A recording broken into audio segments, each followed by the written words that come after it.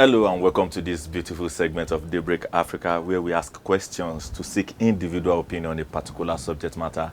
I am Bidemi Moses, and today, as Africa, as the most populated country in Africa, is awaiting its general election, February 2023 is around the corner, and people have been asking who is going to succeed President Muhammadu Buhari. Is this coming era going to be the one that will favor us or not? Today, I have a very important personality as my guest, and we will be talking about 2023 poll, what awaits Nigerians after the election. My guest today is Barr.Sharafa Okewoye. Daddy, it's a pleasure having you on board today. It's quite my pleasure to be here. I always enjoy our discussion whenever we are on the set. And today, we are looking forward to hearing a whole lot about people's opinion concerning 2023 election, and then we want to look into what might be the aftermath of the election. So I'll be starting with, since the election is around the corner, and do you think the election fever is on people? Do you think there is tension, or do you think we are very ready to go into 2023 election as electorates and citizens? Well, thank you very much for that question. I want to say that Nigerians are ready more than ever before for the 2023 general elections for a lot of reasons, for a lot of factors. So to me, I think this election is going to be about the very critical election Nigeria has ever had. And in the previous elections, Nigerians were not showing the kind of interest, the kind of enthusiasm, the kind of determined resolve to ensure that credible and dependable leaders are elected. 2023 is going to be a watershed in the history of this country as far as the electoral process is concerned. So I can say authoritatively that yes, Nigeria is already agitated. We are waiting eagerly for that day, for that year, 2023, which all of us considered as a year that a lot of things will be determined concerning the future of this country. And I have no doubt in my mind the election would bring about the expected results for Nigerians and Nigeria.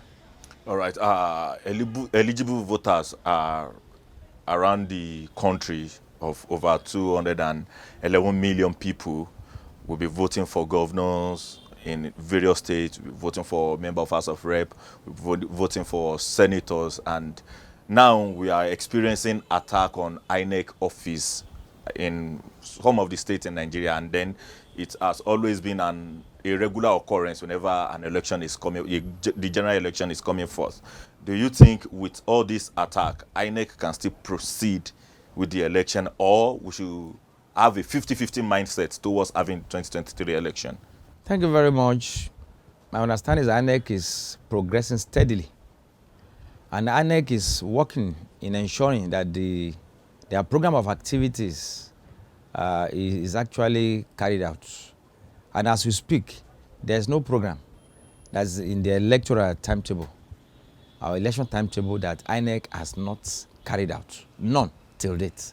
So which means these isolated cases of arson, attack on the offices of INEC, to me, is not enough reason for us to be panicking. If you look at the data INEC itself released, they said in the last 10 years or so, they had about 50 of such attack on their facilities. So, which means it's not peculiar to 2023. So I do not want our people to now jump to conclusion that 2023, with these pockets of attack on their facility, that it will affect the election. I want to say no, it's not going to affect it. And if you look at it very well, you discover that it's actually happening in one or two places, particularly in this side of the country, in the southern part of Nigeria. It's peculiar here. And it's rampant more in the southeastern part of Nigeria. And if anybody is a student of history of Nigerian politics, you understand that it's peculiar to that area. And I want to believe our security apparatus is up to the task, and we should just encourage them to do the needful by nipping in the bud such likely occurrences. And I want to assure us we are going to have free, fair, and credible election in Nigeria. All right, talking about having free and fair election in Nigeria, you will agree with me that Nigeria politics pivot around economy, religion, and then security. Now, looking through all the candidates we have from different parties, who do you think have the slimmest chances of winning this election? That would be difficult for me to say at this junction. Let's just be frank with ourselves. We have to be factual. Unlike before, that it was always the fight of the two big masquerades. Yes. If you trace the history of 1999 to date, always two major political parties struggling to. But what we're having currently, we're already having not less than 4 major political gladiators aspiring to be Nigerian president. And 4 of them are not pushover. The issue of their spread, their acceptability might be another topic entirely. But we have 4 major gladiators that politically they are not pushovers. They are not Lilliputians. So for anybody now to say a particular candidate is weak, a particular candidate is not viable, well, that might be academic. What I can just say is that 2023 will be full of surprises for Nigerians. Full of surprises, no doubt about that. And that, to me, with what we experience in Ondo State, in Osun State, what we experienced in Ekiti State, as far as the gubernatorial elections were concerned, those places, I think era of rigging, manipulation, violence are gradually becoming a thing of the past. So it's going to be difficult for an unpopular candidate to emerge. And this time around, I think Nigerian votes will count. So which means one cannot just sit down in the confidence of your office and be saying a candidate is weak, candidate is strong, because Nigerians are going to decide at there. And don't forget, in the past, eligible voters are not actually coming in large number to cast the ballot, and which is actually giving undue advantage to minority, determining or dictating who should lead us to the majority. So this time I'm having this fear that majority would determine who becomes our leaders this time around. And you know, silent majorities are actually difficult to determine where they are going to cast their ballot, because they are not active. They are in the confidence of the offices, their homes, their churches, their mosques, and just anywhere. So they will come. Unlike before that, we can easily predict because we know the active voters. But this time around, we have passive voters that are determined to come out and cast ballot now. And with the kind of system INEC is using now, it's making voting easier, unlike before. No doubt, like I said, the 4 major contestants are making inroad. All the 4. I'm talking about APC, I'm talking about PDP, I'm talking about Labour Party, and I'm talking about NNPP. The 4 political parties are actually making, and we are seeing the effect of, I'm not saying others are not equally making, but we are seeing that their own effect more than others. All right, let me come down to the first 2 major political parties that has been dominating since 1999. We have the APC and their flag bearer, Asiwaju Bola Ahmed Tinubu, with all the propaganda thrown in against him, and everybody seems to see him as someone that is using the propaganda to wax stronger and to gain more popularity and then more strength, more love within the people in the society. And also not to forget Atiku Abubakar, who have been coming back to recontest just to win the seat of the presidency. Then we made mention of Peter Obi that is just coming up as a president. Then we shouldn't forget Rabiu Kwakwanso too. He has also been in politics, being a governor, a senator, and then we've seen a whole lot of work the 4 major parties have been doing. But talking about Asiwaju Bola Ahmed Tinubu and then Atiku Abubakar, do you think people are ready to vote for these 2 candidates from these 2 major parties, or the popularity will be what people will vote for?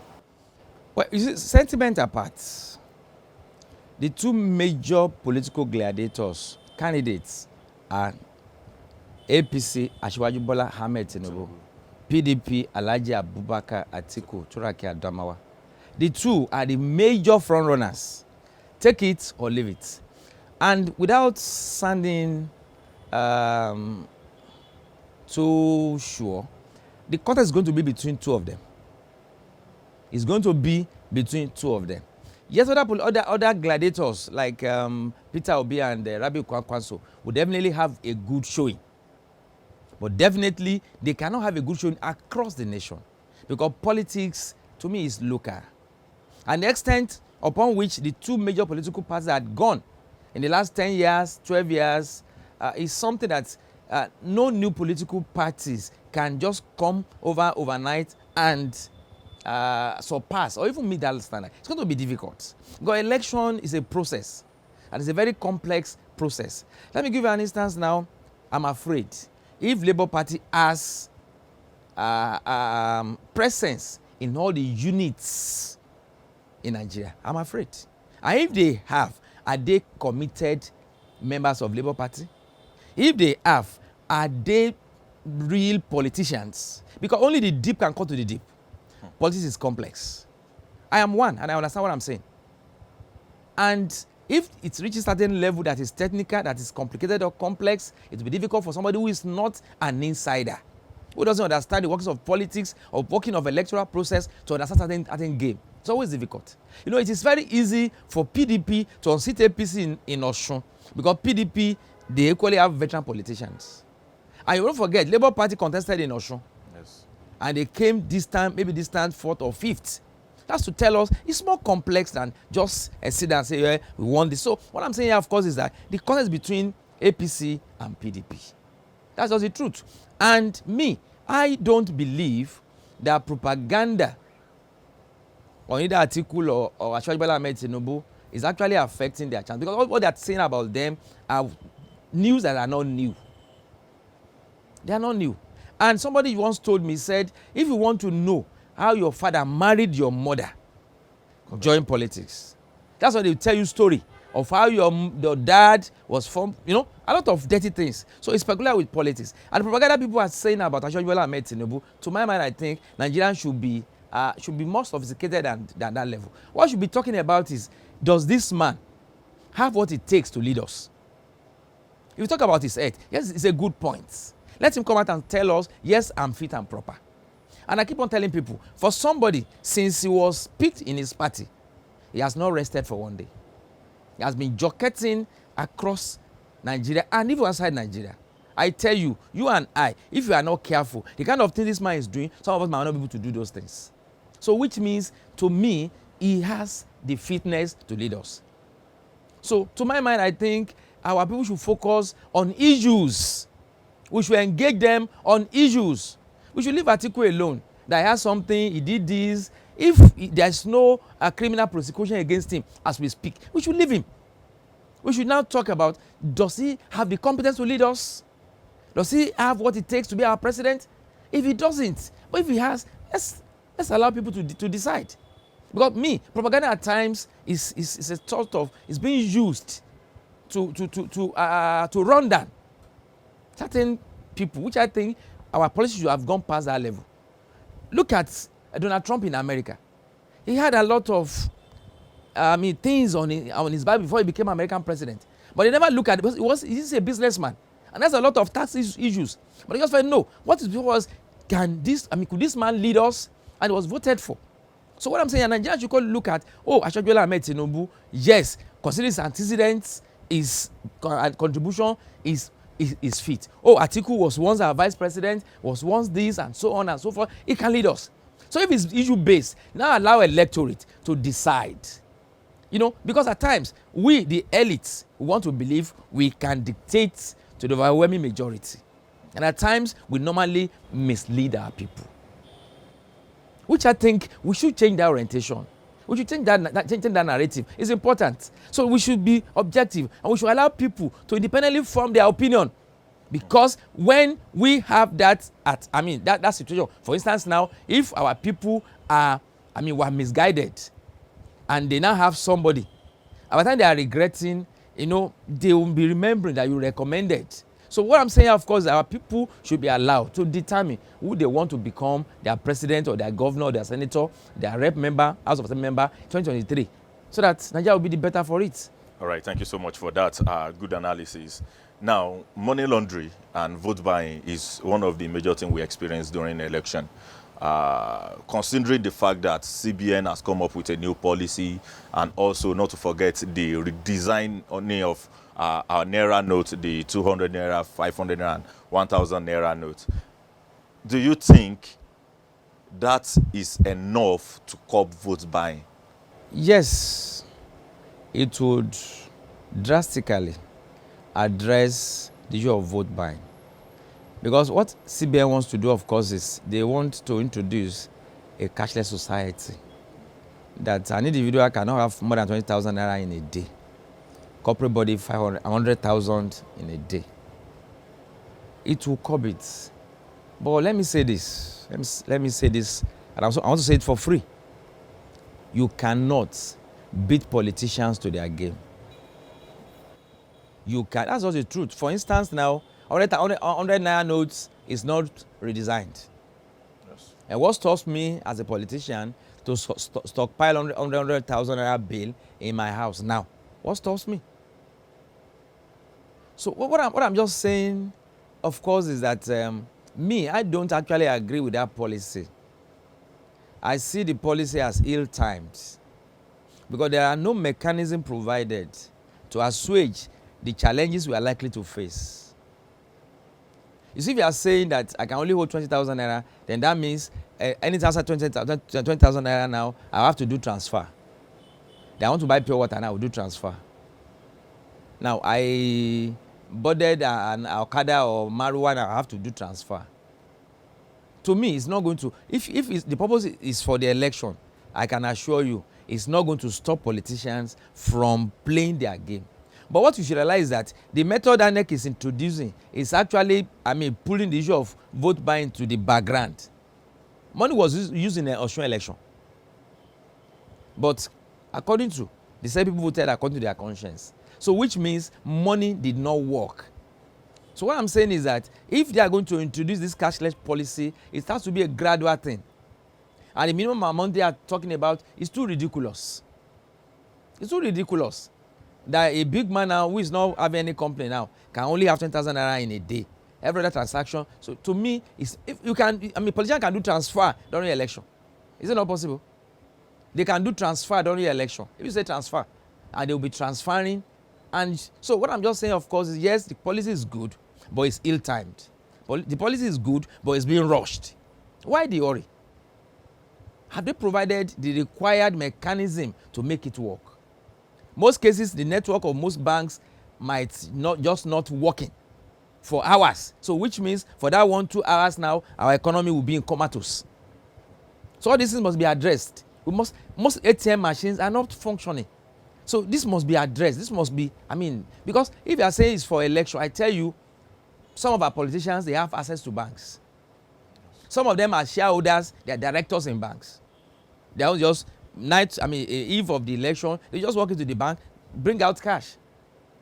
They will. So what I'm just saying is, if they are saying because of elections, what they are doing this, you cannot beat politicians to their game.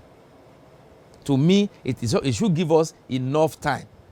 It should be, it ought to be experimented. Take for instance, they're talking about new notes. And they said as from December 5 or maybe December 5 or December 12, the thing had been, the money had been launched and we're supposed to be having it. But I tell you that I have not seen any. And when you get to the bank now, they are still pushing out old notes. And ordinarily it's supposed to be withdrawing old notes and be giving new notes. A lawyer in Lagos said he sent his clerk to bank to collect money 150,000 naira. They only put 500 naira note, 500 naira note in 150,000 naira. They are still pushing out. So it means we are not actually ready. And that's the problem with Nigeria. We want fire brigade approach. I watched CBN Governor Godwin Emefiele still insisting. I said, what are they not living among us? Are they living in another world? Are they realistic? The point they are not realistic because they are not considering the downtrodden. It is easier for them to use transfer to send 1 million, 2 million, 500,000, 200,000. But it's easy for us to send 1,000 naira 3, 4, 5 times in a day. And I'm saying, and they are so it's very, very, and if you are sending and it's going promptly, you do another thing. Then our mommy, our daddies who are farmers, who do not even have phone. They don't even have phone. Or staying in an area without network. But they can't tell us that network of service providers are everywhere. That's what I'm saying. It has to be a gradual process. You must put certain amenities in place before you now say you are doing that. But we are not addressing that. We are jumping And when the problem now happens, now everything will collapse. Thank you so much, sir. In 30 seconds, let me quickly take your advice for our electorate. 2023 election is just about 90 days or less than 90 days now. What advice will you give to the electorate, considering the fact that they hold the key to their future? You are very correct. As they hold the key to their future. Sovereignty belongs to the people. That is power. Power belongs to you and I. Now, we normally have this opportunity once in 4 years to review and determine who we want to be our leader, to be our representatives. And I want to urge my people, my Nigerians, the opportunity you have is once in 4 years. Do not misuse that opportunity. Do not mortgage that opportunity. Do not sell that opportunity. Do not compromise that opportunity. Whatever that it will take you and I to ensure that we vote candidate of our choice all through, let us pay that price so as for us to enjoy tomorrow. I beg us, I plead with us, the time is now. It is now or never, so that we will not do wrong thing now and be complaining or crying tomorrow. My prayer is we will not have cause to complain or cry in 2023 aftermath election. May God help us and help our nation. It is well. All right, thank you so much, Barr.Sharafa Okewoye. You've heard it all from my guest today, and he has explained to us in details, and he has given us his advice. And I will be leaving us with this word. Don't forget, you cannot beat politicians to their game. You can't. So you have the power. Your power is your PVC. Vote for the right candidate, so that the candidate you vote for won't be using the military or the paramilitary against you. I am Bidemi Moses, and I'm saying I will see you some other time.